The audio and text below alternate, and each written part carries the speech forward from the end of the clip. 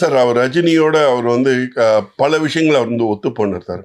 ரஜினியோட ஆன்மீகம், அவரோட ஆன்மீக ஈடுபாடு, அவரோட பிலாசபி, ரஜினிக்கோட பிலாசபி, ரஜினிக்கு வந்து எடுக்கிற முடிவுகள் வந்து டிரான்ஸ்பரண்ட், ஸ்ட்ரெயிட் ஃபார்வர்டான முடிவு. அதனால அவர் ரஜினி வர வேண்டும் நினைச்சார். அவர் அரசியல்ல வந்து அவர் வந்தா நல்லா இருக்கும் அப்படிங்கிற மாதிரி நினைச்சார். அவர் அதை ட்ரை பண்ணுங்க, ஆனால் நடக்கல. அது வேற விஷயம். ஏன் நடக்காம போச்சுன்னு நினைக்கிறேன் சார்? ஏன் ரஜினி வரல? ஸோ மாதிரி ஆட்கள் தொடர்ந்து சொல்லியும் இல்லை, ரஜினிக்கு உள்ளுக்குள்ள அவருக்கு ஒரு பயம் இருந்தது. தான் வந்து தான் தமிழ்நாடு இல்லை, தமிழ்நாட்டை சேர்ந்தவன் இல்லை அப்படிங்கிறது யாரோ சொல்லி கொடுத்தாங்களா என்னன்னு தெரியல. பட் ஆனால் அவர் தமிழ்நாட்டு நலனுக்கு தான் அவர் பாடுபட்டார். சில சமயம் சொல்லியிருக்காங்க, எங்கள் அப்பாவும் சொல்லியிருக்காங்க, ஷோவும் சொல்லியிருக்காரு.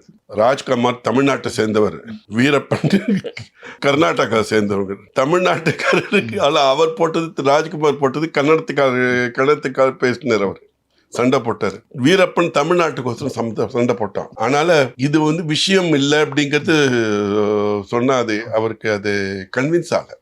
எவ்வளவு நடிகர்கள் உங்களுக்கு தமிழ்நாட்டு நடிகர்கள், ரவிச்சந்திரன் ஒரு நடிகர் இப்போ இருக்காரு, கிரேசி ரவிச்சந்திரன், கன்னடத்து நடிகர். அவருக்கு தமிழ்காரர் தான், முதலியார்.